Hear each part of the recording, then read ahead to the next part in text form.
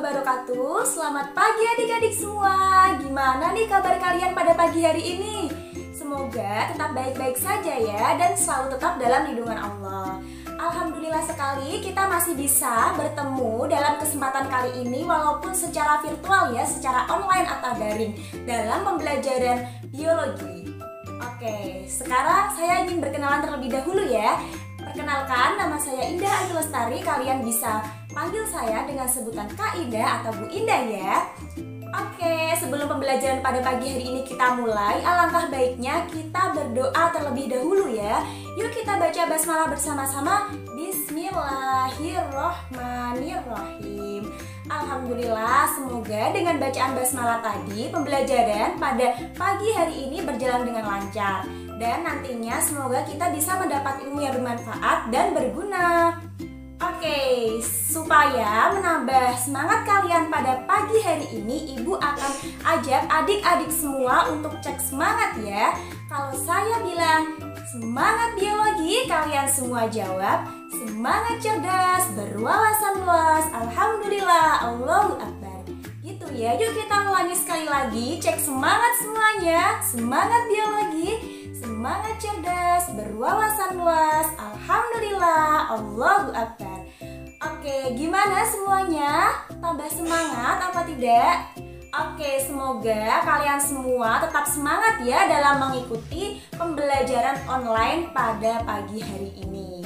Oke, sebelum masuk ke materi pembelajaran, sekarang Ibu mau nanya nih ke adik-adik semua. Kira-kira adik-adik semua pernah berpikir nggak sih kalau kita sedang makan makanan yang telah kita makan itu bagaimana sih proses pengolahannya, bagaimana sih proses penguraiannya, kira-kira sistem apa sih yang berperan dalam proses penguraian makanan itu, ada yang tahu? Ya, pintar sekali, sistem pencernaan. Kita sebagai makhluk hidup kan tentunya membutuhkan energi. Nah, sumber energi itu berasal dari makan makanan yang kita makan. Jadi, tentunya kita harus makan makanan yang bergizi, bernutrisi, agar imun kita itu kuat dan terjaga. Apalagi pada masa pandemi seperti sekarang ini ya, kita harus pintar-pintar menjaga pola makan kita ya. Nah, makanan yang telah kita makan itu nantinya akan diproses, diuraikan, diolah oleh sistem yang namanya sistem pencernaan. Sehingga nantinya akan menghasilkan sumber energi bagi tubuh kita. Jadi, pada pertemuan kali ini kita akan mempelajari mengenai sistem pencernaan manusia. Nah, tujuan pembelajaran kita pada pagi hari ini yaitu yang pertama, mampu menjelaskan pengertian dari sistem pencernaan pada manusia. Yang kedua, mampu menganalisis organ-organ pencernaan pada manusia. Dan yang ketiga, mampu mencontohkan kelainan atau gangguan penyakit yang terjadi pada organ pencernaan manusia. Yuk kita langsung saja masuk ke materi. Nah, sekarang ada yang tahu nggak apa sih itu sistem pencernaan? Sistem pencernaan merupakan sistem yang membantu dalam proses mencerna makanan yang dikonsumsi oleh tubuh sehingga mudah dicerna oleh tubuh dan sebagai penghasil energi bagi tubuh. Proses pencernaan makanan itu dibagi menjadi dua ya, ada secara mekanis dan secara kimiawi. Secara mekanis, makanan ini akan dipecah secara fisik ke dalam bentuk partikel yang lebih kecil tanpa melibatkan enzim. Sedangkan secara kimiawi, makanan ini akan diuraikan dengan melibatkan enzim. Oke adik-adik, setelah tadi kita mengetahui pengertian dari sistem pencernaan, sekarang Ibu akan menayangkan sebuah video mengenai bagaimana sih proses pencernaan makanan di dalam tubuh kita itu. Kira-kira organ apa saja sih yang berfungsi dalam proses pencernaan makanan itu? Yuk kita simak videonya. Particles and the chemical and wetting action of saliva begins the breakdown of starches into more digestible sugars. The food is pushed through the esophagus into the stomach, where gastric acids and muscular churning continue the chemical and mechanical digestion of proteins in the food. In the duodenum, food continues to be digested by the action of other pancreatic and bile secretions. The digested food is absorbed by the body as it passes through the small intestine and moves through the large intestine and rectum. Oke, setelah melihat tayangan video tadi, dapat disimpulkan bahwa sistem pencernaan itu mempunyai organ-organ pencernaan. Nah, organ-organ pencernaan ini terdiri dari 6 macam. Yang pertama dimulai dari rongga mulut, lalu ke kerongkongan, lalu ada lambung, usus halus, usus besar, dan yang terakhir ada anus. Proses pencernaan makanan dimulai dari rongga mulut. Di dalam rongga mulut ini terdapat lidah, gigi, dan kelenjar ludah. Nah, lidah sendiri ini fungsinya yaitu sebagai indera pengecap atau indera perasa. Kenapa sih bisa merasakan manis, asin, pahit, asam, dan lain sebagainya? Karena di dalam lidah ini terdapat sel-sel papila lidah yang mempunyai sel-sel saraf, dan kemudian rangsangan rasa yang telah kita rasakan itu akan diteruskan menuju otak sehingga kita bisa menerjemahkan berbagai rasa. Lalu kemudian ada gigi. Gigi pada manusia terdiri dari 3 macam, ada gigi seri, gigi taring, dan gigi geraham.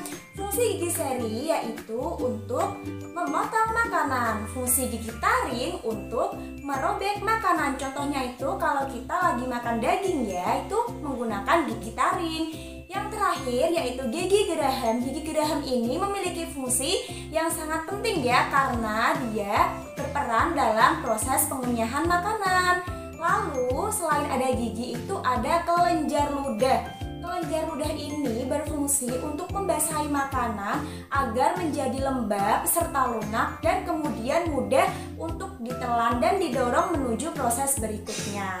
Oke, proses berikutnya yaitu makanan akan didorong melewati faring. Setelah dari faring, makanan akan menuju kerongkongan. Di dalam kerongkongan nanti akan terjadi gerakan yang namanya gerak peristaltik. Apa sih gerakan peristaltik itu? Gerakan di mana makanan itu akan diremas-remas dan didorong menuju lambung.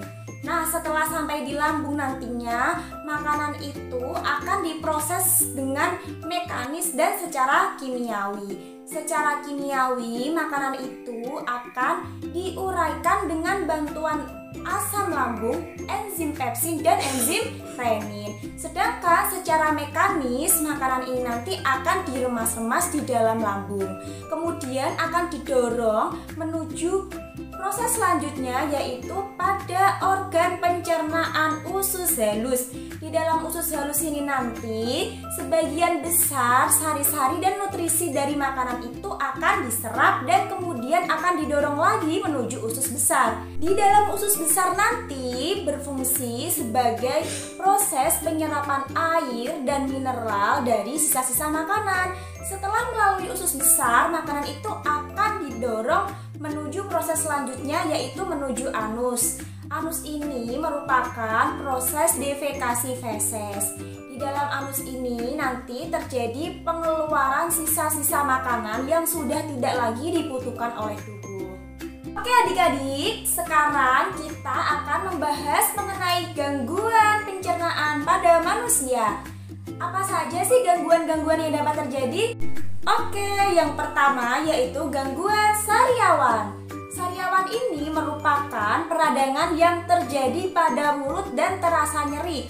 Bisa saja terjadi pada lidah, gusi, atau di bagian mulut lainnya. Kemudian ada keracunan makanan. Keracunan makanan ini terjadi akibat karena alergi pada suatu makanan tertentu. Bisa saja makanan itu mengandung virus atau jamur, bahkan mikroorganisme lainnya ya. Selanjutnya ada mah. Mah ini merupakan rasa nyeri yang timbul pada dinding lambung.